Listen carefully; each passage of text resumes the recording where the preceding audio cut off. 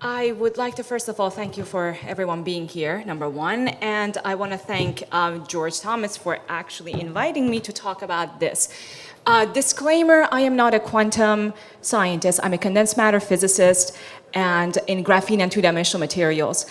One of the reasons why we are doing some of the things that we're doing is because we've seen the same process that is happening right now with quantum happen to another field, which was the field of graphene. And because of that, let me see if I can pull this thing up. How can we put this one? We've gotten involved in an initiative that I've been talking with some of you about, which is the International Year of Quantum. And I'm going to go back and see if I can start it. Some of you might have heard about it, some of you might not have heard about it. There is right now a UNESCO resolution to the United Nations to name 2025 the International Year of Quantum, which is fantastic. Everybody wants this. It has passed through UNESCO, but it has not passed through the UN General Assembly. This is going to be happening in the beginning of 2024.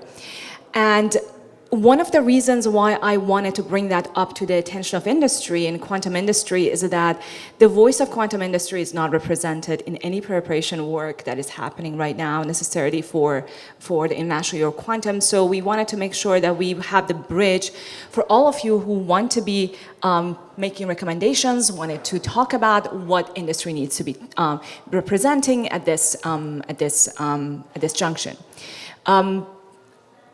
We offered, so what did we do? We said, how can we help? How can we support this initiative? And what we've done is that we worked with the National Year Committee Executive Committee to circulate an open letter, which is addressed to the UN General Assembly and supports and encourages the UN to actually pass this resolution. That open letter has been signed by, I will go through this to show you what the open letter is. The open letter has been signed by Nobel laureates, many figures in science and many figures in industry, but this is also open for anybody else to sign it. If you would like to sign it, you can actually scan this.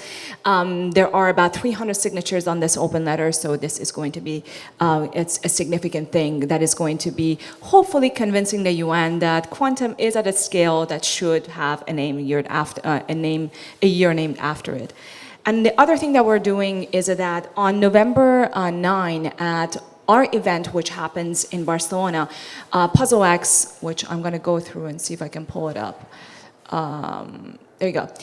We bring the stakeholders and decision makers from 3,000 different fields and from 80 different countries. 42% of them are decision makers. And quantum is one part of those initiatives that are going to be talked about.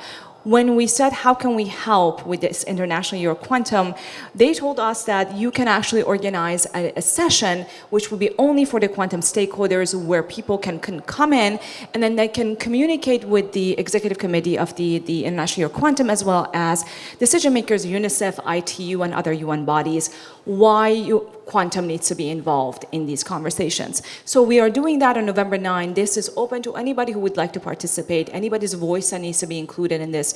There is an opportunity for us to sit down and talk about quantum and why industry voice is present. And that is it. That was all about me taking a few minutes of your time to tell you that this is going on. If industry does not get involved, a lot of these activities will be driven by basic science, which is not a bad thing at all. I'm a fundamental physicist myself. There's nothing wrong with that. It is just that because we saw the same activities going on with graphene, we saw that at very important milestones where graphene industry could have stepped up, could have been involved in a lot of these conversations, that did not happen. I think that it's important for quantum industry right now to be vigilant about this, especially for the stakeholders and for the leaders in the industry to say, we have a voice, we want to be involved in these conversations, we want to make recommendations about this year, and if 2025 is named the year of quantum, that needs to be representing both science and industry. And you have a way of getting engaged in this.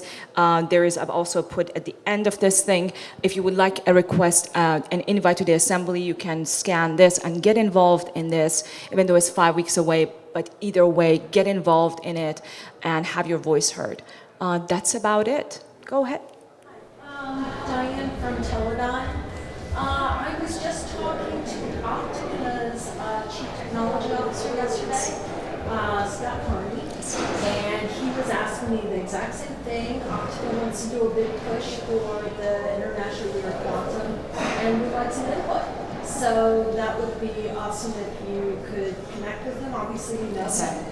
And he's fine with domestic, but wants to know what to do international. Fantastic. Especially with development. I will certainly engage with them. We engage QDC, Quick, with all of them. We need to kind of bring in the voice of the industry. These initiatives are usually starting with the physical society and physics societies, but then the industry needs to push their way into this to make sure. Thank you for bringing that up. I'll connect with Scott and Optica. Absolutely. Any other questions, comments?